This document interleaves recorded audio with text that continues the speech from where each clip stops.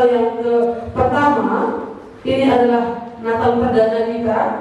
Ya, Natal itu bukan berarti kita jelas belajar kita apa arti Natal.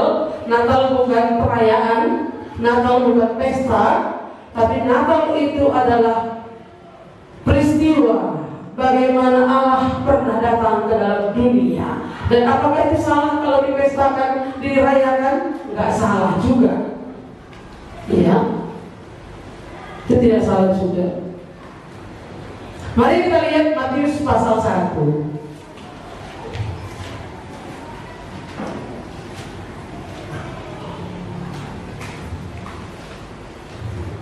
Dari ayat 18 kita lihat, mari kita membacanya. Saya membuat tema Yesus datang untuk menyelamatkan yang hilang, ya, yang hilang, yang sesat, yang belum ditemukan, itu hilang. Yang perlu dicari. Iya, kita kembali lihat. Jadi saya kira ini sudah hafal untuk kita. Ya, kelahiran Yesus Kristus. Kelahiran Yesus Kristus adalah seperti berikut. Ada sejarahnya. Berarti bukan dongeng. Ada lagu kurayakan kelahirannya. Ya. Sejarah pun mencatat. Sejarah mencatat. Kalau sesuatu yang dicatat oleh sejarah itu adalah kebenaran. Dulu belajar sejarah ya. Sekolah kita belajar sejarah. Sejarah perang di Ponorogo. Apakah itu dongeng? Ada kejadiannya? Ada. Dicatat. Ya. Mungkin dicatat juga sejarah berikutnya. Pada sejarah zaman ini, gempa di Cianjur. Iya, dicatat. Anak sekolah pada zaman ini mungkin bisa masuk sejarah. Mungkin ujian nanti akan masuk. Sejarah itu sesuatu yang pernah terjadi. Jadi kelahiran Yesus itu benar-benar lahir. Kemarin dijelaskan Ibu Marlina bahwa arti Natal itu adalah dalam bahasa Portugis itu adalah lahir. Ya. Memang dalam Alkitab tidak ada dikatakan Natal, tapi lahir itu ada. Yesus itu lahir. Tapi bukan happy birthday sekali lagi. Iya. Kelahiran Yesus Kristus adalah seperti berikut. Bagaimana? Pada waktu Maria ibunya bertunangan dengan Yusuf. Bertunangan. Dalam konteks orang Yahudi, bertunangan itu ada 2 kali. Ya, ada 2 kali bertunangan. Yang pertama itu ketika mereka masih kecil, orang tua yang mempertunangkannya. Orang karo bilang apa?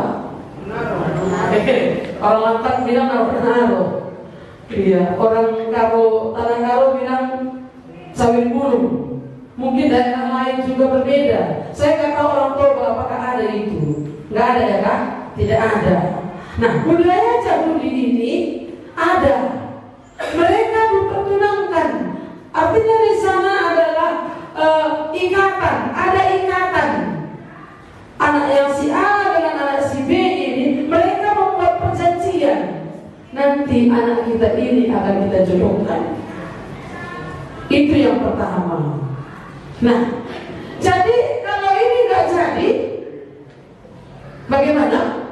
Ada pembatalan. Mereka kembali berempu, nggak jadi. Dan ini bukan merupakan satu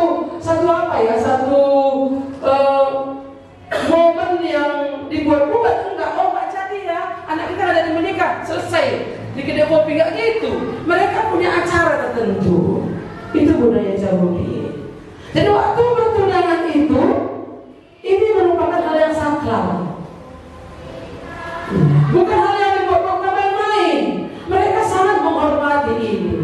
Yang kedua, pertunangan itu disebut di sana adalah betrothal. Artinya di sana mereka sudah cukup umur untuk menikah. Dan mereka sudah diberitahu. Dan kalau di antara mereka ini keluar rumah atau ke tempat yang lain, kalau atau berzina dengan perempuan yang satu ini, mereka layak seperti hukum orang Yahudi yang berzina itu dilempar sampai mati di depan umum. Ini hukumannya. Kalau orang sini, kalau kita kan enggak, sebelum jalan kuning melengkung di depan rumah, itu tunangan itu belum tentu menjadi istri. Jadi masih bisa dituntut? Enggak. Iya. Pacar itu dibawa oleh orang lain nggak bisa nuntut. Iya. Tapi kalau sudah orang kalau kan ada istilahnya babak belum selamat. Kalau sudah ada perjanjian ya, sudah ada perjanjian. Kalau yang ingkar salah satu di antaranya, kalau orang kalau perempuan yang ingkar, dia wajib membayar seluruh kerugian daripada laki-laki itu. Kalau laki-laki yang ingkar, dia harus juga tetap pesta akan dilakukan. Iya, ada saksinya. Nah, pertunangan di sini adalah betrothal tadi adalah pertunangan yang kedua bagi orang Yahudi itu. Nah, inilah yang sudah terjadi antara Yusuf dan Maria. Bisa 1 tahun, bisa kurang, tapi yang jelas di sana mereka sudah punya ikatan. Hanya saja mereka belum hidup sebagai suami istri. Nah, ayat 19 kita lihat. Karena Yusuf suaminya, sudah dikatakan suaminya, padahal belum menikah. Udah bertunangan, sudah layak disebut suaminya, tapi tidak bersetubuh dengan dia. Ya. Karena Yusuf suaminya seorang yang tulus hati dan tidak mau mencemarkan nama istrinya di muka umum, ia bermaksud menceraikannya dengan diam-diam. Ya, ia bermaksud menceraikannya dengan diam-diam. Mungkin hanya kedua keluarga, kedua belah pihak. Jadi mereka ini sekarang dia tulus hatinya, bukan suci ya. Yusuf bukan orang suci, Maria bukan orang suci, tapi orang yang tulus hatinya, yang hidup benar, hidup saleh. Yang suci siapa? Tuhan Yesus yang suci. Hidup saleh. Saleh itu apa? Baik. Ya apa lagi? Taat dalam ibadahnya. Tidak mencela. Itu Nuh ya. Iya. Dengan orang-orang sejamannya. Kalau orang-orang sejamannya itu mengikuti mengikuti zaman ini, dia tidak mengikuti zaman itu. Mengikuti kejahatan daripada orang-orang muda sejamannya, dia tidak mengikuti itu. Itu artinya dia tidak bercela dengan orang-orang sejamannya. Yusuf itu adalah orang yang tulus hati dan tidak mau mencemarkan nama istrinya di muka umum. Ia bermaksud menceraikan dengan diam-diam. Yang perlu kita lihat di sana adalah Yusuf, orang yang tulus hatinya. Kita memiliki hati yang tulus. Tuluskah hati kita ini untuk beribadah kepada Tuhan? Tuluskah hati kita ini untuk menyembah Tuhan?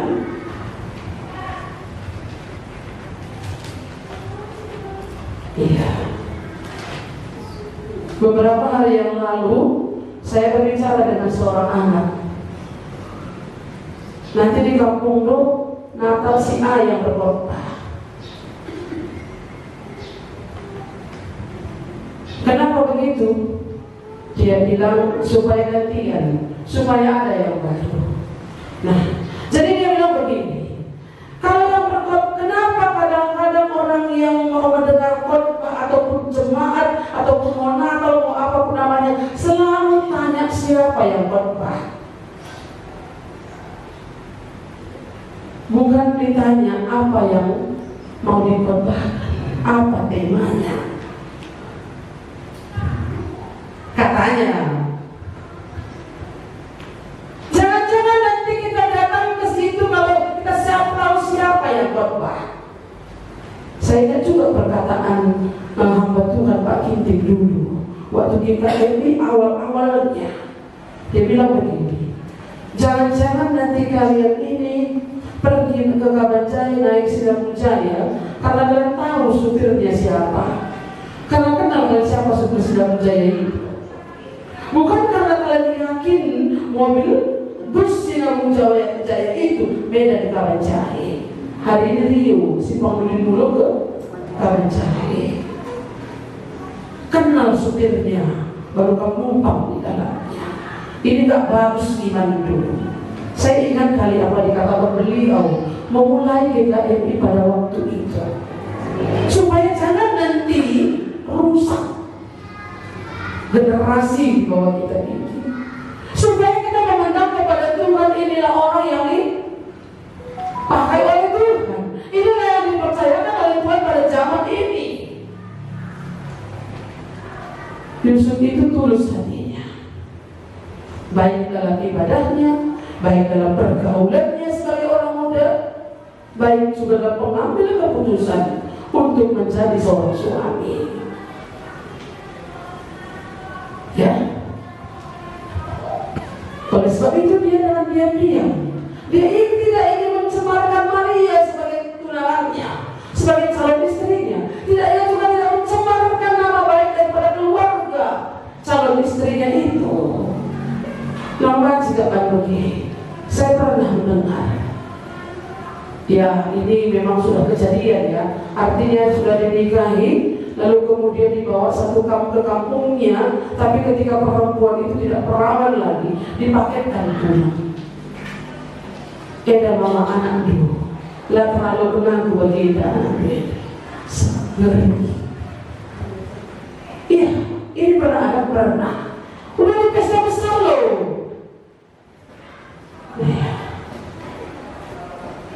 Saya pernah ketemu dengan orang itu. Maka saya tadi berkata seperti itu, dipulangkan. Bapak Ibu saudara-saudara, tulus hatinya untuk maju juga berat, untuk mundur juga menghormati orang-orang yang lain. Maka dia dengan diam-diam untuk mau menceraikannya. Perceraian harus terjadi. Kalau enggak dibuat perceraian nggak bisa, karena begitu terikatnya tunangan pada waktu itu.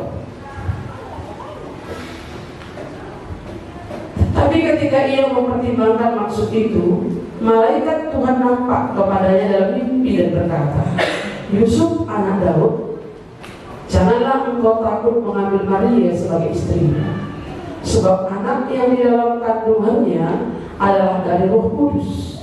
Ia akan melahirkan anak laki-laki, dan engkau akan menamakan dia Yesus, karena dialah yang akan menyelamatkan umatnya dari dosa.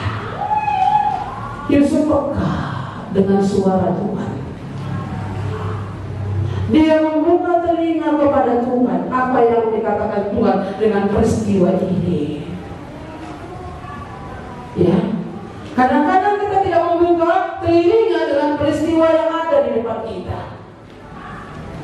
Ini yang berbahaya. Ini yang salah kita mengambil sebuah keputusan.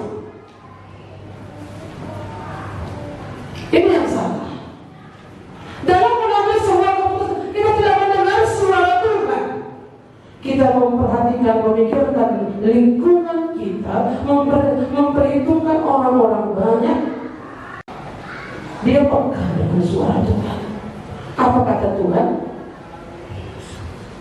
Jelas Tuhan berbicara, Yusuf anak Daud. Kenapa dikatakan Yusuf anak Daud? Coba saya tanya orang muda, kenapa disebut Yusuf anak Daud? Kira-kira kenapa ya Kristen? Yusuf anak Daud. Kenapa dia bilang Yusuf anak Daud? Ngerti kita? Ngerti kamu? Kenapa disebut anak Yusuf anak Daud?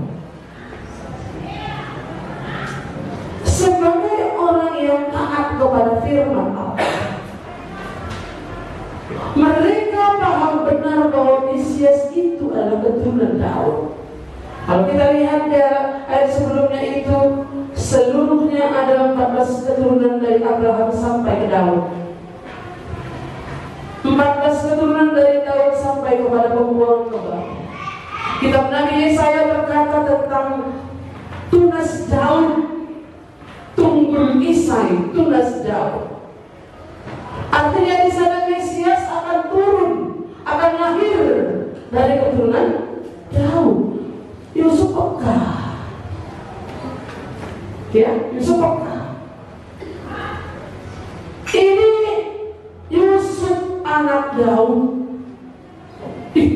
Kan gitu Yusuf ya.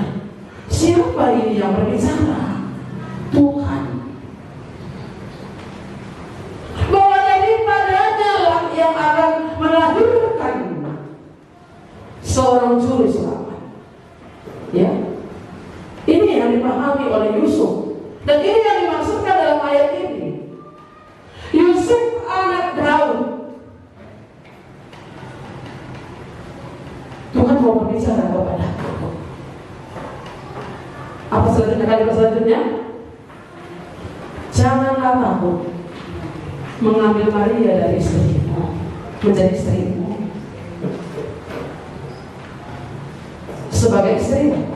Sebab anak yang di dalam kandungannya adalah dari Roh Kudus. Bahwa Daudlah yang akan ditetapkan mengambil Maria, yang telah mengandung dari Roh Kudus. Dan sebelumnya itu Allah sudah berkata kepada Maria, damai sejahtera bagimu. Engkau akan mengandung, engkau akan melahirkan seorang anak laki-laki. Bagaimana mungkin? Aku seorang yang belum bersuami. Kan itu katanya ya. Allah mengaruniai engkau. Allah berbicara kepada Maria, Allah juga berbicara kepada Yusuf. Makanya saya mengingat ya, kalau orang yang mau menikah, Allah meyakinkan laki-laki itu, perempuan itu juga diyakinkan oleh Tuhan. Apapun latar belakang mereka. Kalau belum ada keyakinan antara kedua belah pihak itu mau menikah, ini yang rusak. Ini dibandingkan dengan perkawinan. Tapi hari ini kita tak bahas tentang itu. Apa kata Yusuf? Tuhan berkata, janganlah takut mengambil Maria menjadi istrimu, sebagai istrimu, sebab anak yang ada dalam kandungannya adalah dari Roh Kudus. Kira-kira apa kata apa ini, kata Yusuf ini? Kalau saudara lah orang muda hari ini, ada Sabrianta, ada Anto, ada Josen, ada siapa, Carlos, ya. Kalau ada lah kira-kira begini, apa yang kalian pikirin coba? Kalau ada suara sepertinya, apa yang kalian bilang sama Tuhan? Ya belawe, itu, dia bilang Tuhan enggak. Nikahin kalau singgung hamil, ya kan? Ada beri komentar jauh. Kalau Tuhan yang menyuruhmu pergi, gitu. Siap? Gimana tak? Siap kata Anda. Kalau Tuhan yang menyuruh, kalau jelas maka perlu diperlukan kepekaan, bukan peka ya, kepekaan, bukan kepekaan, satu huruf bedanya. Perlu peka dengan suara Tuhan. Kalau jelas Tuhan yang berbicara, ini tunangannya, bukan kebetulan Yusuf bertunangan dengan Maria. Tuhan sudah membuat apa namanya itu, skenario-nya ya. Skenario-nya adalah Allah sendiri. Tuhan sudah buat itu. Bagaimana dia mengambil orang yang tulus hatinya, yang keturunan Daud, seperti yang dinubuatkan kepada Nabi Yesaya. Dia menjumpai Yusuf ini. Dia mengambil Maria, berkata kepada Maria, bahwa engkau akan mengandung seorang anak laki-laki. Jelas di sana. Lalu ayat yang berikutnya kita lihat. Ia akan melahirkan anak laki-laki dan engkau akan menamakan dia Yesus, karena dialah yang akan menyelamatkan umatnya dari dosa mereka, dari dosa mereka. Hal itu terjadi supaya genaplah yang difirmankan Tuhan oleh Nabi. Sesungguhnya anak darah itu akan mengandung dan melahirkan seorang anak laki-laki, dan mereka akan menamakan dia Immanuel, yang artinya Allah menyertai kita. Saya mengingat akan hal ini ya. Satu, kalau orang kan banyak yang turun ke Yerusalem ya. Turun ke Yerusalem itu adalah di mana kita akan melihat monumen-monumen penting di sana. Sekalipun saya belum pernah ke sana. Di mana itu Gunung Sinai, di mana itu Sungai Jordan, di mana dulu Yesus dibaptiskan, di mana kuburan Musa, kan begitu ya. Tapi kalau kita nggak pernah baca Alkitab, gini, nggak tahu kita apa itu. Hanya turun biasa saja, justru kita nggak akan mengerti. Tapi kalau kita mengerti, kita bisa menyembah Tuhan kembali. Tuhan, bahwa apa yang dulu ada itu benar-benar terjadi. Ya. Jadi kalau Tuhan berbicara kepada kepada Yusuf, hal itu terjadi supaya genaplah yang difirmankan Tuhan oleh Nabi. Sesungguhnya anak darah itu akan mengandung dan melahirkan seorang anak laki-laki, dan mereka akan menamakan dia Immanuel, yang berarti Allah menyertai kita. Yusuf paham akal membuat yang disampaikan oleh Nabi itu. Yusuf itu mengerti benar. Yusuf mengerti benar bahwa Maria akan melahirkan juru selamat yang menyelamatkan umatnya dari dosa. Dia dipakai oleh Tuhan untuk untuk saluran berkat Tuhan, supaya lewat hidupnya lahir seorang juru selamat yang akan menyelamatkan manusia dari dosa. Adalah merupakan orang yang besar, orang yang mau dipakai oleh Tuhan. Ada seorang hamba Tuhan yang dipakai oleh Tuhan membawa berita keselamatan itu. Berat enggak kira-kira? Berat. Perjuangan yang berat.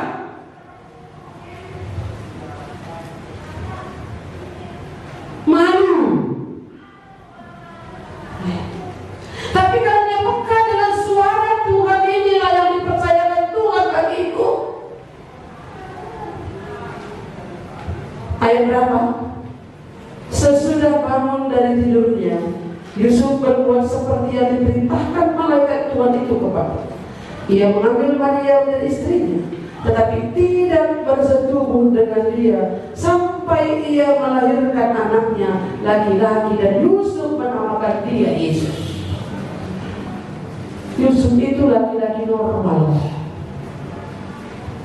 penjaga. Kalau dia mau menikah, tentu dia akan mau melakukan hubungan biologis dengan istrinya. Ini bukan tabu disampaikan kepada kita. Secara manusia pasti dia punya keinginan, dia punya hawa nafsu, dia laki-laki yang normal. Kanting-kanting leharai, mendem keras, tapi tak boleh bersetubuh dengan dia. Dia tidak bersetubuh dengan dia sampai Yesus lahir.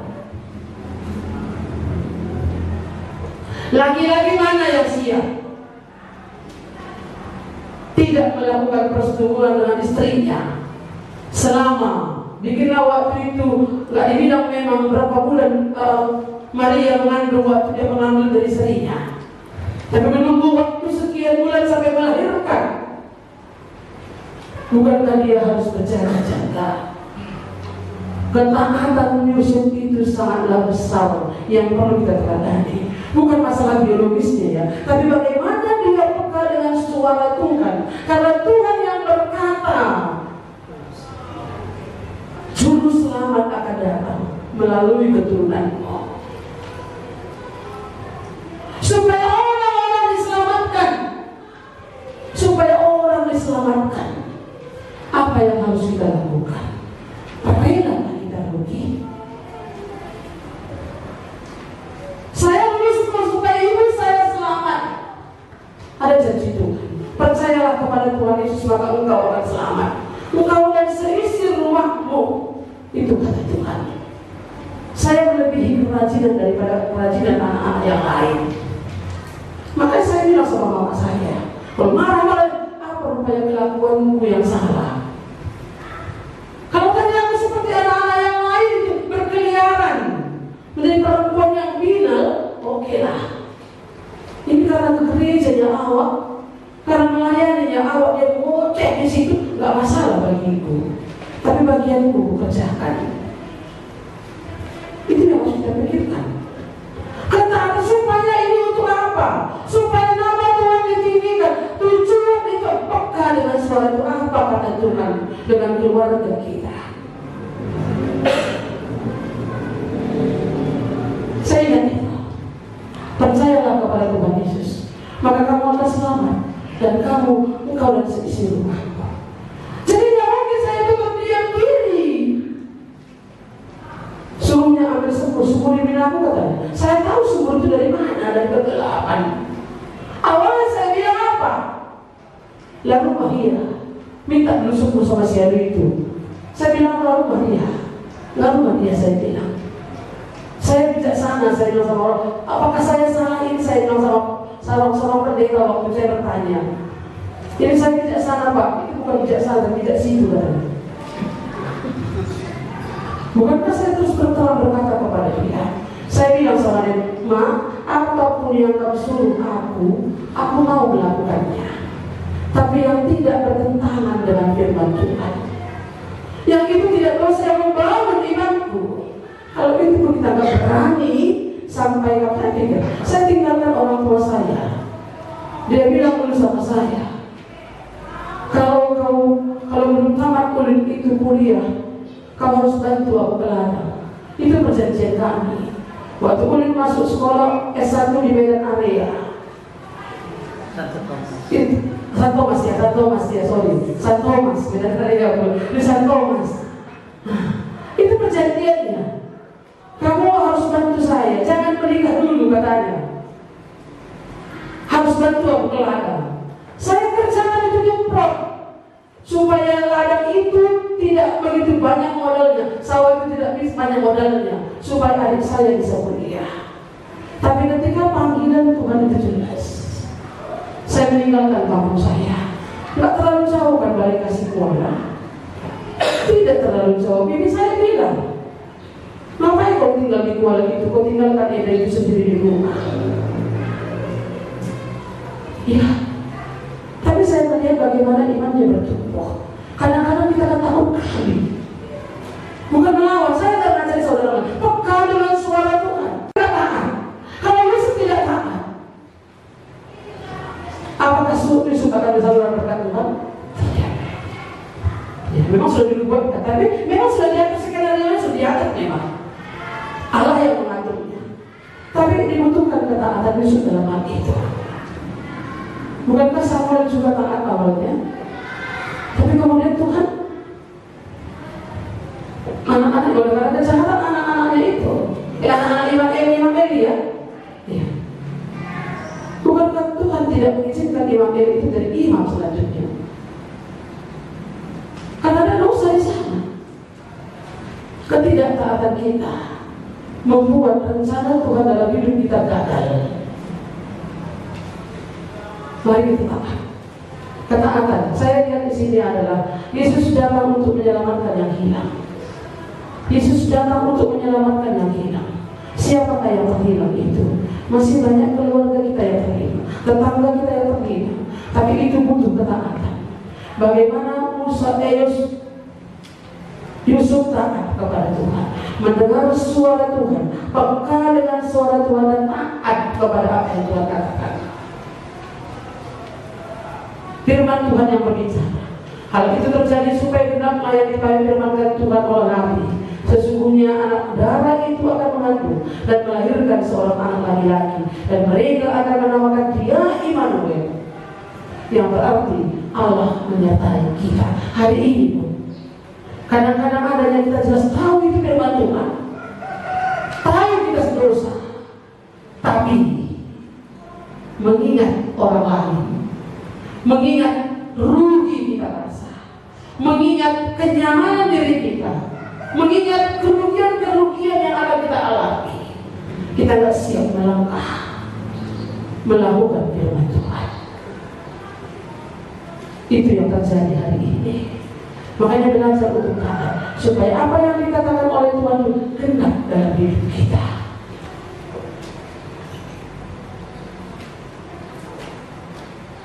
Sesudah bangun dari tidurnya, Yusuf berbuat seperti yang diperintahkan Allah Tuhan itu kepadanya. Ia mengambil Maria sebagai istrinya, tapi tidak bersetubuh dengan dia sampai ia melahirkan anaknya laki-laki, dan Yusuf menamakan dia Yesus. Yusuf melakukan tepat seperti apa yang Tuhan katakan. Ya, Yusuf melakukan tepat seperti apa yang Tuhan katakan. Mari kita belajar peka kepada Tuhan. Yesus datang. Ini adalah, saya katakan bukan musim Natal ya, tapi inilah di mana orang merayakan Natal, bulan di mana orang merayakan Natal, dan kita juga merayakan Natal. Mengingat kembali bagaimana Allah datang ke dalam dunia untuk menyelamatkan orang berdosa, menyelamatkan orang yang hilang.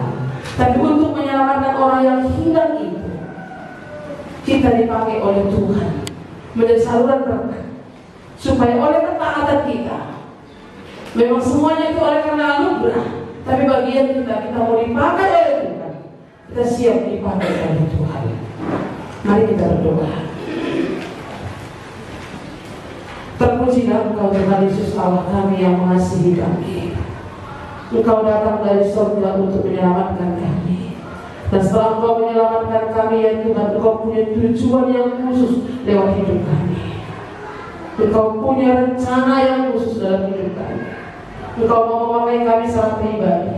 Engkau mau memakai keluarga kami, orang-orang yang telah dipersatukan di dalam Tuhan.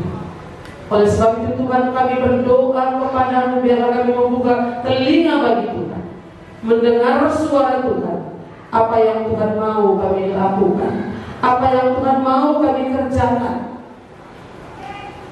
Tuhan, biarlah kami mendengar itu dan mau melakukannya, supaya benar firman Tuhan dalam hidup kami. Inilah doa kami. Tuhan, Engkau memakai kami menjadi saluran berkat Tuhan. Tuhan menyelamatkan dunia ini dengan cara bagaimana memakai kami hamba-hamba Tuhan, anak-anak Tuhan, supaya lewat hidup kami nama Tuhan dimuliakan. Lewat hidup kami Tuhan, semakin banyak jiwa-jiwa yang diselamatkan. Inilah kami sebagaimana kami ada ya Tuhan, lewat profesi kami masing-masing, lewat kami pribadi lepas pribadi, lewat pekerjaan kami ya Tuhan, supaya nama-Mu ditinggikan, supaya nama-Mu dimuliakan, supaya mulut kami berbicara, supaya hidup kami Tuhan menjadi berkat bagi mereka. Inilah doa kami. Terima kasih Bapa di surga. Terpujilah Engkau Allah kami. Dalam nama Tuhan Yesus kami berdoa dan mengucap syukur. Amin.